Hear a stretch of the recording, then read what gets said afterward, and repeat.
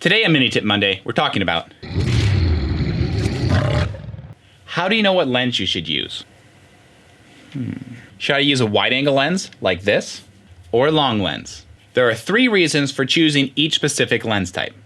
1, space. How much room do you have in your shooting location, and how much space might determine what lens type you can use. 2, lens distortion.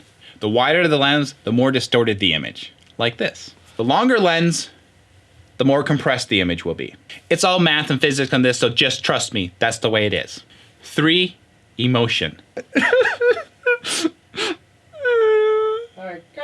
You'll need to understand what emotion you want to portray. The closer you want your audience to feel emotionally with your subject, the longer lens you will want to use. 4, depth of field. I know I said 3 at the beginning, but I just had to throw this in there.